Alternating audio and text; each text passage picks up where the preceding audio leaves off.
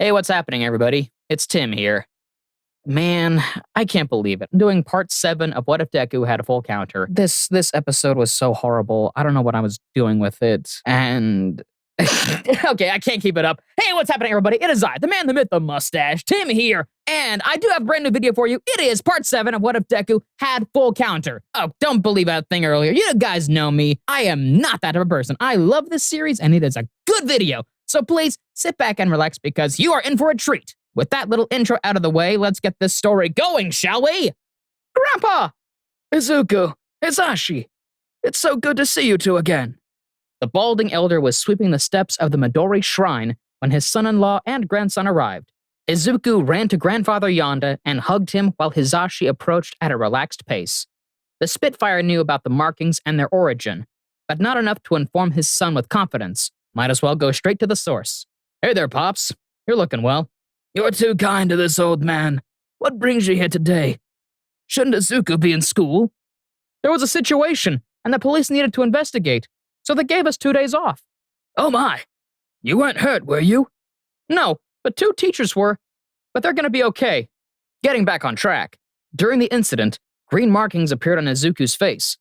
I'm not an expert in this field, so I figured we'd talk to you and Horosha about it.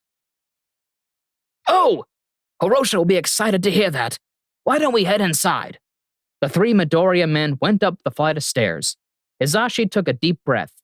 The smell of flora and old wood brought him a sense of peace he found hard to find anywhere else. Despite living with NG's parents throughout his childhood, the Midori Shrine of the Fox was his home. Pathetic woman. Are you truly the head priestess? Hisashi froze, eyes wide in fear. Why, in all the places in Japan, would that voice be here? The fire breather ran up the stairs only to see his greatest demon in a screaming match with his surrogate mother. My family has been maintaining that shrine for generations since the feudal era. I've been trained in the arts and taught the traditions while you were parading around in diapers. Yonda went to his wife's defense as Hisashi remained near motionless. Izuku noticed his father's hands were shaking before seeing the pure terror in his eyes. The young man only heard a few things about his great-uncle Azulon. None of the stories were good. Azulon's cold glare followed where Yonda came from and landed on his brother's kin. The old man couldn't help but smile with the kind of grin that would turn milk sour. Hisashi turned Izuku's arm to protect his son from the danger and to placate his own mental state as he marched towards NG's father.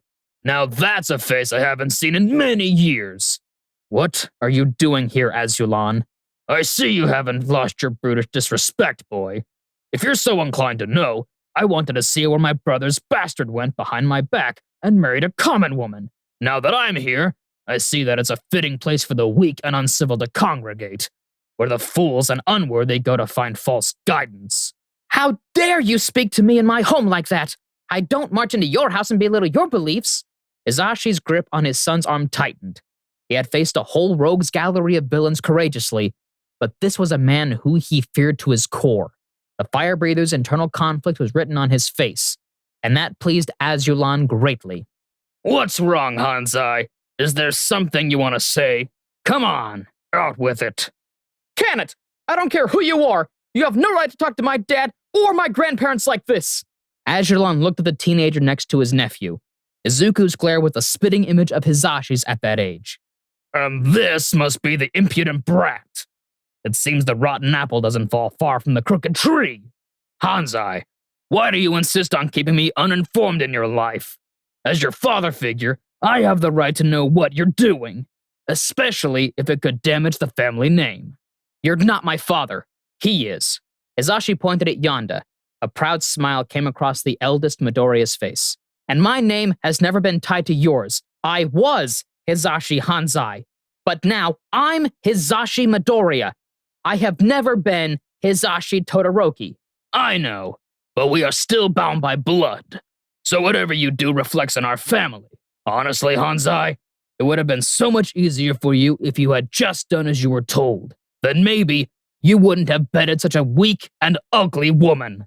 You could hear a pin drop. Even the wind had gone quiet. Izuku pulled himself from his dad's grasp and got right into Azulon's face. You sleazy bastard! No one, and I mean no one, disrespects my mother! You crotchety, pompous, egotistical fart knocker of a Deku! Azulan's once confident and composed face slowly twisted into an expression of disgust and anger. His graying dark red hair began glowing bright orange and crackled like fire. You unruly urchin! Izuku didn't think his great uncle would try to strike him. The young man flinched, ready to defend himself, but the attack never came. Hizashi grabbed Azulan's arm and held onto it like a vice. It only took a few seconds for Hizashi to twist his uncle's arm behind his back. Even with the old man's attempt to fight back, the Spitfire hero had Azulan restrained with one hand. He used the other to light one of his herbal cigarettes. Unhand me! How dare you treat me this way? Me, the man who raised you! Hizashi let the old codger have his tantrum as he took a drag, then blew the smoke skyward. That's a lie, and you know it. You were an abusive dickbag. You put Enji through the ringer, and it still wasn't enough for you. He could have given you all of Japan, but you wouldn't be impressed unless he gave you the world. Heaven only knows what you put Aunt Ukemi through. Rest her apathetic soul. And then there was me, the son of known gangsters, left on your doorsteps by your brother when I was barely 3. Ninsho and Seiba might have been guilty of many crimes, but child abuse wasn't one of them. So if you've been hating me because of their rap sheet, you better exorcise that ghost. If you're gonna hate me on my own merit. Hizashi shoved his captive away from his family. Azulan glared, knowing he was losing. Just because you're a licensed hero doesn't mean I won't press charges for assault. I'm sure the cops would love to hear how Hizashi was defending his grandson from your attack, Yonda said. You're no longer welcome here. Go on, get out, shoo, Hirosha commanded Azulan, as she took the broom from her husband and approached Azulan, ready to smack the codger's backside if he lingered. I was just leaving. Mark my words, nephew. Once a Hanzai, always a Hanzai. You'll meet the same fate as my brother. And you, child. Izuku felt threatened when the vile man addressed him in such a derogatory manner. I'm not the bastard here. That would be your father. Azulan left the shrine's grounds with his head held high in an attempt to salvage his damaged pride. There were so many things Hizashi wanted to do to that man. A presence entered the pro-hero's mind, and he knew right away it was Yonda. The eldest Midoriya's mind-reading quirk was intrusive at times, but Yonda never poked around unnecessarily. I'm proud of you for holding back, my son. The things you had in mind for him were not pretty. Thanks, Dad. Well, now that that's over, it's so good to see you two again. It's been so long. I'll go make us some tea. Hirosha and Yonda started heading for the house. Izuku was about to follow when he noticed his father was still staring at Azulan long after he was gone. He tapped Hizashi's arm. There was no response. So, Grandpa Ninsho and Grandma Saiba were in a gang? I never knew. But then again, you don't talk about them much. Or at all, really. Still no response from Hizashi, which was rather worrying. They never married either, huh? I guess that makes sense. It's probably really difficult for known criminals to get wedded. Hizashi finished off his cigarette with one last drag. He dropped what was left and crushed it under his foot as he held the smoke in his lungs. Good riddance, demon. Smoke billowed as he spoke, sending chills down Izuku's spine. Dad, are you okay? Hizashi returned to the present upon hearing his son's concern. Not quite yet. Sorry about all that. I can tell you more about Ninsho and Saiba another time. Come on. Hirosha will have our heads if we're late for tea. After catching up on life in general, Hizashi and Izuku asked questions about the markings.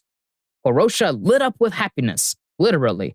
The head priestess's face markings began to glow as her levitation quirk lifted her towards the ceiling. Oh my fox, how'd you discover this? What do they look like?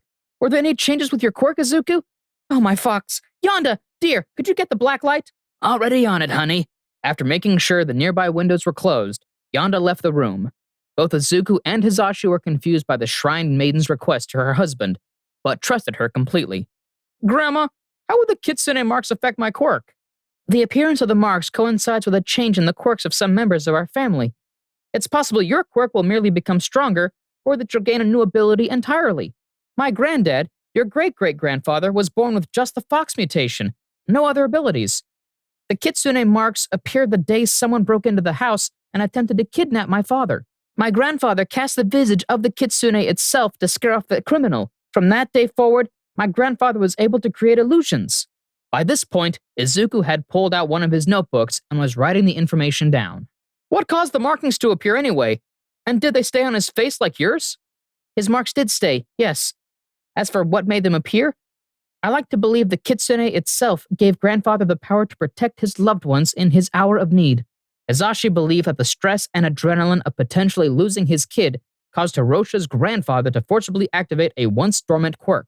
Although the fire breather didn't fully believe in the kitsune, he'd never denounced the possibility of its existence.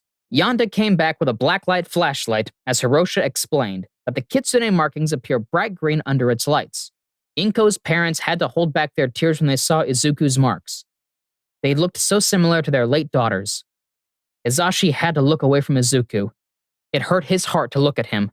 Izuku briefly explained the USJ incident to his grandparents. They listened with intent and worry, while Hizashi seemed distant, despite sitting next to his son.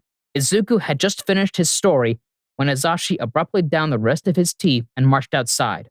Dad, where are you? Leave him be, Izuku. He needs some space right now. Hirosha didn't need to be a mind reader to know what Yonda meant. The discomforting silence between the remaining Midoriyas was only broken by the gentle breeze and distant bird songs. I remember Dad trying to explain the kitsune legend to me once before, but I think it confused me more than anything. Could you guys tell me the story? Soft smiles came to Izuku's grandparents' faces as Hirosha began to tell the origins of the Midori Shrine. During Japan's feudal era, there was a wedded couple who lived humble lives in their village. The husband and wife longed to have children of their own, but could not conceive. Despite this tragedy, they still held on to hope. While they were out gathering firewood, the couple stumbled upon a fox. The fox was wounded and looked in poor health. They took the fox in and cared for it as if it were their own. Once the fox had recovered, it revealed itself to the couple as the guardian of the forest, Murakami. As thanks for their help, Murakami offered to make one of the greatest desires a reality. To say that the ageless kitsune was shocked by the husband and wife's request would be accurate. All the couple wanted was to have children together. Murakami granted our ancestors their wish, and were grateful. To honor the kitsune and remember its kindness, the Midori Shrine of the Fox was built. It started as a humble altar, but is now what you see today. And before you ask, Izuku, the physical fox trait started appearing sometime after that glowing baby. Izuku began taking notes the entire time. This was beyond fascinating to the jade-eyed boy. Hirosha dismissed herself to look for Hizashi before floating out the door. Hizashi stood in front of a grave marker, smoking another cigarette. He had been having a conversation with the headstone for a while now, telling it about what had been going on in his life and work, how he met All Might, and about his son. He also apologized for not being able to visit more frequently. The more he spoke, the more teary-eyed he got. That boy of ours sure is something else. He's not just strong. He's kind, clever, studious. We both know he inherited his mind and his heart from you. I wish you were here. This has been so hard without you. Hirosha had heard the whole thing. She landed a few feet away and approached, making sure her son-in-law heard her. Hizashi looked in the head priestess' direction before quickly wiping away his tears. Frickin' bugs in my eye. You don't have to mask your sadness, Hizashi. I miss her too. She would have spoiled that son of yours, and would have given Azulon a piece of her mind, let me tell you. Hizashi chuckled at that last comment before breaking down in tears, falling to his knees as Hirosha embraced him. The engraving on the headstone read, Inko Midoriya. Just leave your shoes at the door. We can study in the living room. Thanks for inviting us over, Midoriya. Hanging out is gonna be fun, Uraraka said happily. Indeed. And being able to get ahead of our schoolwork will allow us to learn more about each other and help each other in the subjects we're lacking in, Ida added. But why did the angry Pomeranian have to join us? Todoroki asked about Bakugo. Can it, Icy Hot? I've known the Green Wookiee for just as long as you. I can come over to his place whenever I want. 3 of the 4 1A students were invited over to Midoriya's place to study and do other things friends do. Bakugo invited himself. The teenagers set up their stuff and settled into their work. They talked about their interests along with tutoring each other on their weaker subjects. They were like that for a couple hours before the door opened. I'm home, Hizashi announced. Hey, Dad. I recommend you and your guests stand clear of me. I was chasing the Rat King throughout the sewers all day, and I'm in desperate need of a shower. Izuku's friends gave him a confused look. Oh, the Rat King is my dad's codename for Nezumi Omo, a mental ward patient with a quirk that allows him to physically control rats. Ida processed this information. Odd, but it also makes sense. Why don't we take a break from homework? We've been working hard and I want to meet Izuku's dad. After he showers, of course, Uraraka said. There's not much to him. He's a weird asshole, Bakugo chimed. Don't listen to him. Uncle Hizashi's really cool, Todoroki replied. Stories of Hizashi were told. At least, the stories Midoriya and Todoroki knew. There was a significant lack of tales from Hizashi's own childhood, which made Ida, Uraraka, and Bakugo curious. Midoriya retrieved a thin photo album from the shelf. It was filled with photos from Hizashi's past. There were school photos, and photos from vacations and whatnot. There were a few pictures that drew attention. Is that your dad and Endeavor in a band? Uraraka said, surprised at the photo. I don't know. Maybe? Uncle Enchi was really good at the guitar, and letting Dad have his hands on a guitar would guarantee a good show. Todoroki was in disbelief. I've never seen my father smile like that. What other skills does your dad know, Midoriya? Ida asked excitedly. Ballet, makeup, bartending, sign language, Morse code, piano, mountain climbing, hiking, skateboarding, motorcycling, poker, fencing, and a few other things. Hizashi entered the conversation, still drying his damp hair after getting dressed. He smiled at his guests and introduced himself. Uraraka and Ida did the same. The blue-haired teen started to feel uncomfortable under the Spitfire hero's stare. Hizashi thought to himself, do I know you? I feel like I've seen a face like yours before. No, I don't believe we've met, Ida replied. Oh, wait! Ingenium! He mentioned a kid brother. Yes. Tensa is my older brother. I would have preferred no one finding out I'm related to a well-known hero. Oh, sorry to expose you like that. I mean, if it's any consolation, the only thing I assumed about you is that you're fast on your feet. You seem like a good kid, and meeting your brother wouldn't have altered my opinion of you. Besides, women always figure out the truth. Always. All eyes turned to Uraraka. She chuckled, a little embarrassed before saying that she kind of figured that Ida came from a well-off family.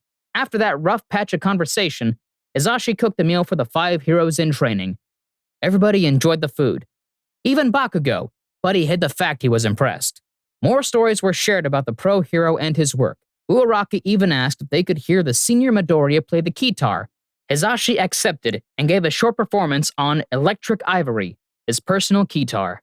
Ida and Uraraka left sometime later. Todoroki was offered a place to spend the night, but the scarred teen said Enji would be upset if he didn't come home. Bakugo didn't want to go home, but he'd rather sleep in his own bed. So he left, too.